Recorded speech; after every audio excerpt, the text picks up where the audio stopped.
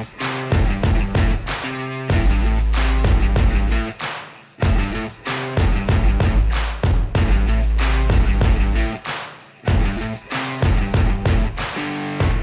watching Tech Terrain. Today, we focus on optimization and timing, and of course, profitability.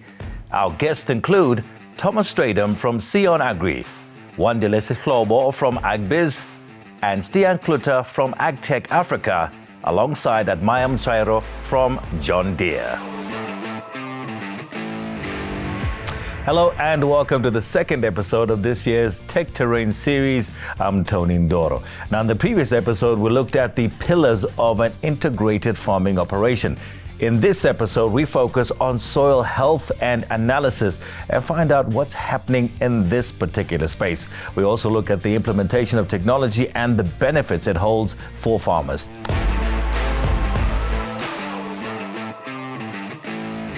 And I welcome to studio Thomas Stradum, who's an independent agronomist from Sion Agri.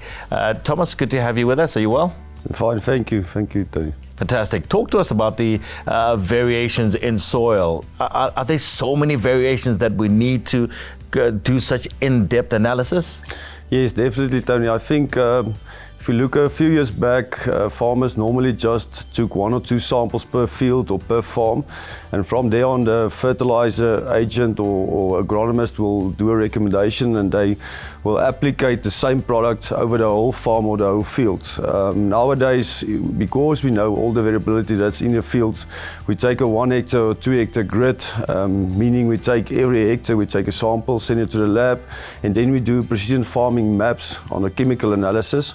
From there on, we can determine what the variability are and then do rectification maps for them on lime and fertilizers. But the variability is immense in the fields, especially if you go to the Highveld or the Eastern Free State.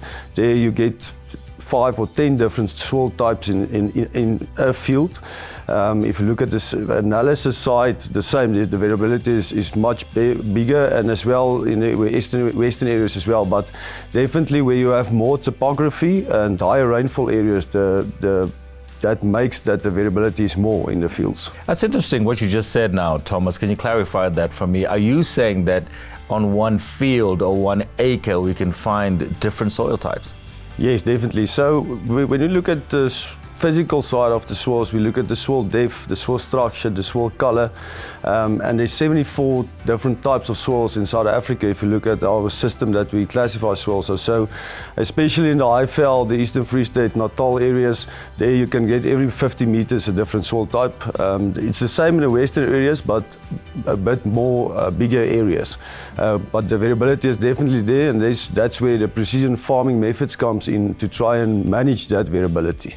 Talk to me a bit about the technology. I'm sure that there's an advancement in technology when it comes to soil analysis. Talk to me about some of them. Because of the variability, we use variable application methods on the equipment as well.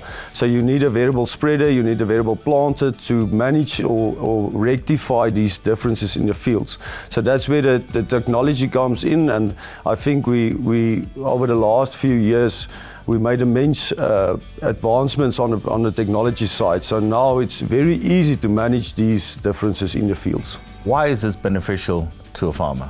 Our main object is to try and get more profit for the farmers. So if we can manage that variability by lowering the farmers' input costs on the areas that's high risk areas and shifting it to the higher potential soils and where it's easier for him to make money, then the profit goes up. So at the end of the day, everything is about profit per hectare, and that's the drive on our side as well.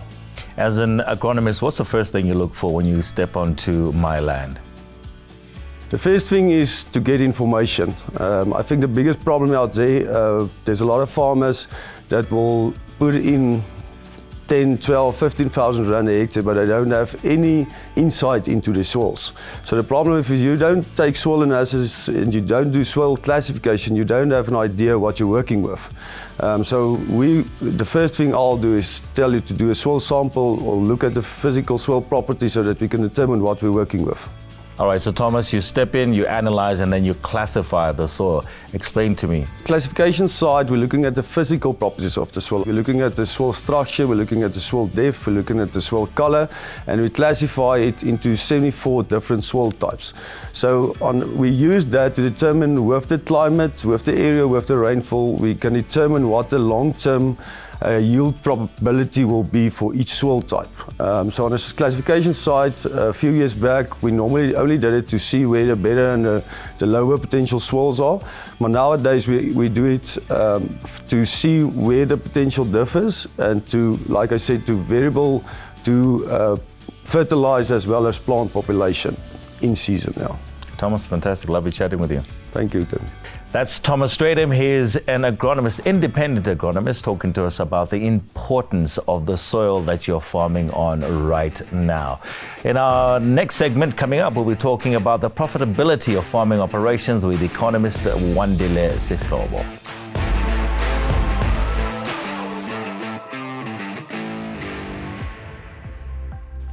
Well, let's continue our discussion on profitability. We heard from Thomas Stratham about the importance of soil analysis if you want a profitable operation. And of course, profit is at the heart of any farming operation, and there's a host of factors to be considered. I'm glad to say joining me now is AgBiz's chief economist, Wandile Sihlobo. Wandile, good to have you with us as always here on Tech Terrain. Let's start right at the beginning, Wandile, and talk about the decisions that a farmer has to take. I mean, we've got to sit down at some point and say, listen, for me to turn a profit, this is what I need to, where I need to start, this is where I need to end up. Talk to us about that. What would you recommend a farmer looks at first? Yeah, I think, it would obviously would depend on what farming entity are you in? Are you in a livestock? Are you on crop farming, horticulture? And that will need a careful planning of your enterprise budget, of knowing what are the key inputs that will be required onto that. And I think besides, in addition to that, it will also be important, obviously, to know the timing. Take, for example, if it's a soybean entity, knowing about when to actually get your seeds, and also when does the season start, and also when should you hedge your prices, because at the end of the day you will only be harvesting in the next year, which is around about March going into April, while the planting will be happening somewhere around about October going into November. So I think knowing all of those timings, and also to the discussions that we had with Thomas about understanding the soil as well as its capabilities, utilizing various technologies to be able to tell you that is part and parcel of all of those things that the farmer needs to be equipped with. So Wandile, I'm listening to you. You're talking about the fact that the farmer has to sit there. This is my crop. I must anticipate this type. I'm in this particular climate. But there's climate change. It's not so predictable as it used to be. Factor in that for me. Yeah, that's why you have the precision farming, which we were talking about, because now you are able to have your forecasts about the climate conditions. If you are under irrigation, you have the better technologies under how to irrigate. So all of those technologies, they are there to cushion you to an extent. Obviously, they cannot fully take away all of these risks, but I think they enable the farmer to be able to anticipate what will come over the next couple of months, which is why the story about the technology adoption in farming becomes so important, mechanical as well as biological, because all of that cushions the farmer throughout all of these tough decisions. And the risk of bad timing? The risk of bad timing is always, a key thing, which is why we were saying about you have to have your agricultural advisors. Either it's agronomists, various companies that are supplying you with the inputs and all of the mechanical stuff that you use on the farm, because they are able to tell you when is the right time to plant, when is the right time to apply what solutions on your farm, and then you have to get those right, because if not, the yield at the end of the season might be affected, and ultimately the profitability. When should a farmer start making that or start converting to precision farming?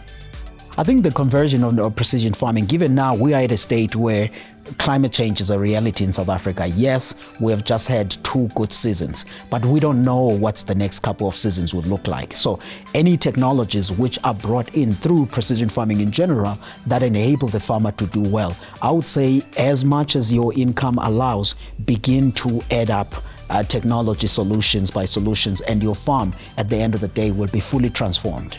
So do you recommend farmers still pool resources? I'm talking about when they want to purchase equipment, farming equipment, because we do know that it can be very expensive. Is that something that you would recommend? Yeah, I think it depends on to that, because the sharing of some of the implements carries its own risks, depending on what crop you are in, as well as some regions that you are in, because some can transfer some of the diseases that are either existing in crops in some other areas, and then the farmer might stand at the risk of doing that. But obviously, for some, there are certain ways under which, such risk could be curbed. So I think that it will depend on the financial solutions onto that. But another thing that is also important in the equation is that the price of technology, yes, it becomes much more higher at the start when they are being introduced, but over time, the price of that begins also to be more affordable.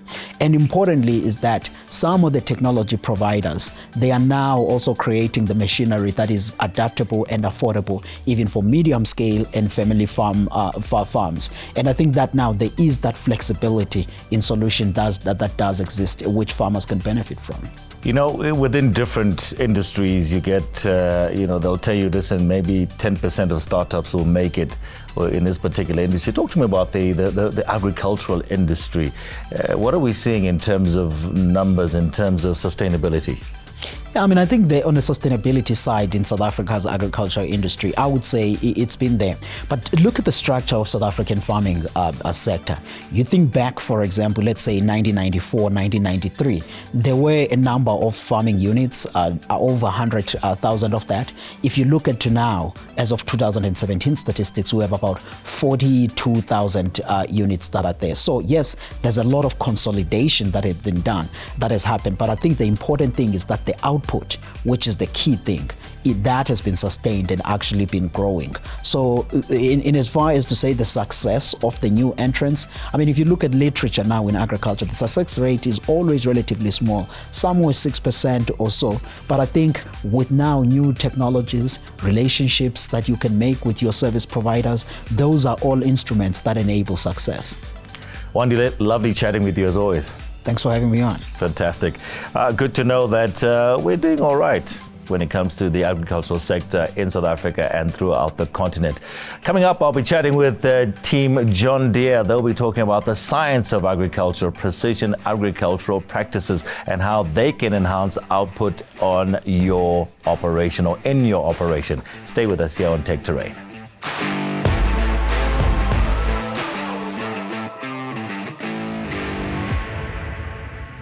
You're watching Tech Terrain, and up next, a focus on precision agriculture. Joining me is Stian Kluter from AgTech Africa and Admire Mchairo from John Deere. Gentlemen, welcome. Good to have you with us. Hello, Tony. Stian, let me start with yourself. Precision agri practices, that's a passion of yours, but can you just break it down for us? What does it mean?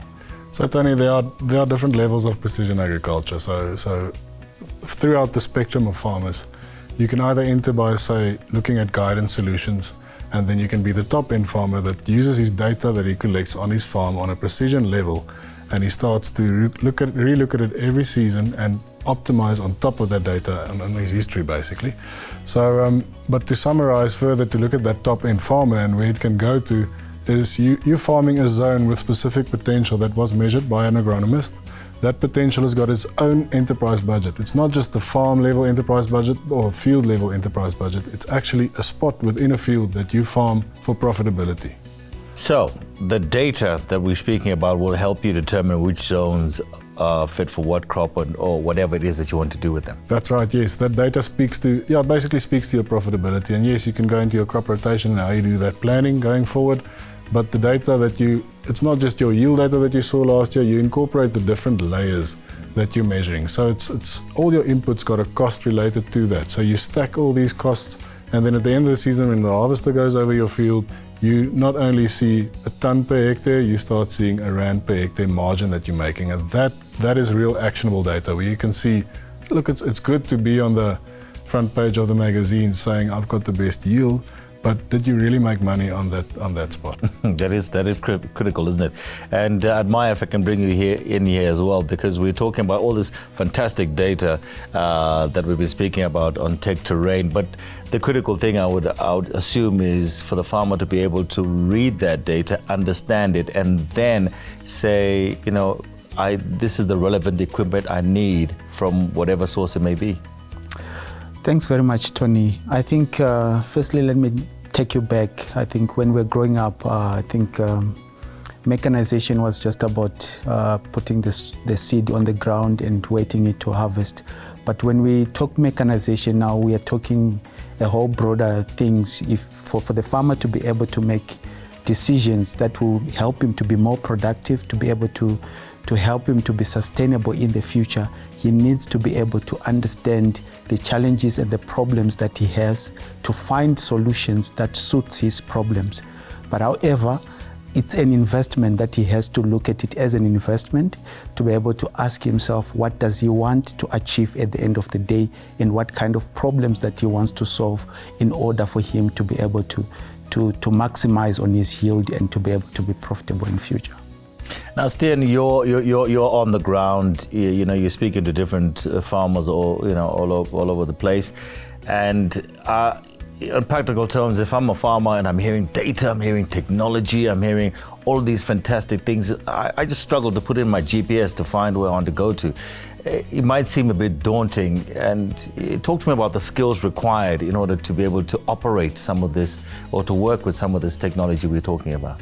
So you're spot on there, Tony. It is a challenge, it is daunting, and what you hear farmers say is they talk around the fires about the machine learning and about artificial intelligence, and then when they go back home they realize they have to implement it on their farms, and that's where the scary part comes in.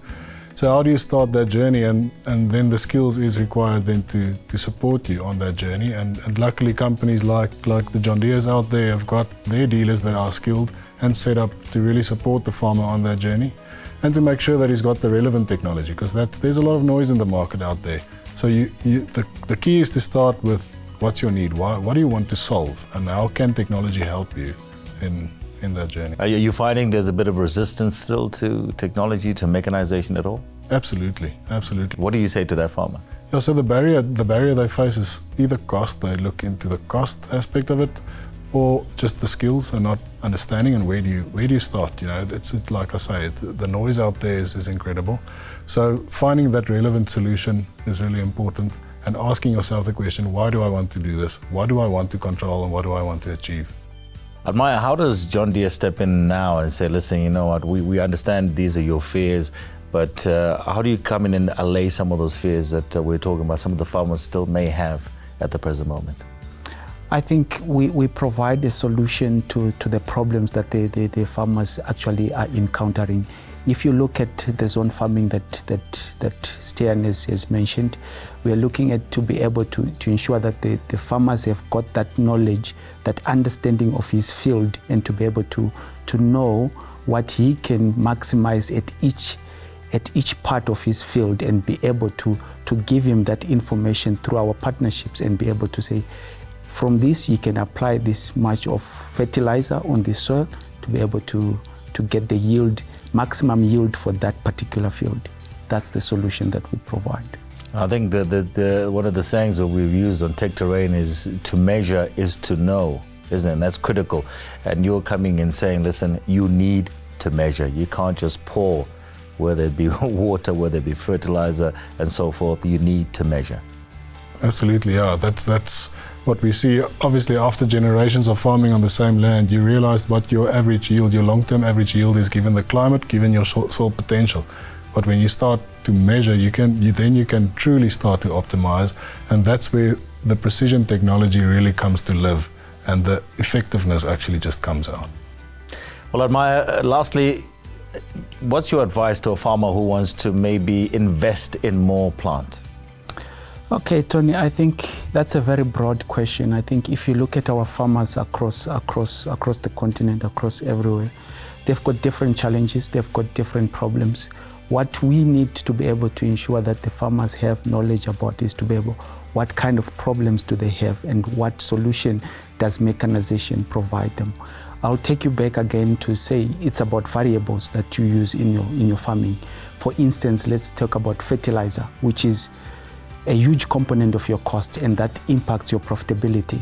How much fertilizer are you going to use? Our technology, our mechanization will be able to assist the farmer to be able to ensure how much the fertilizer you'll be able to use, maximizing on his yield, and be able to reduce that component of cost and be able to be profitable in the long run. If you look at application as well, there is different technology on spraying that we're using that will help him to be able to reduce that cost. Okay, so you listen first, look at the business, and then recommend, is basically what you're saying. Yes, understand the farmer's problems, and then we provide a solution based on his problem at that point.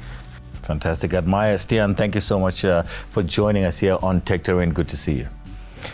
Well, there you have it. We have to mechanize, we have to accept technology, and as Admire was saying, they will come through, have a look at your business, understand what your needs are, and then come up with a solution.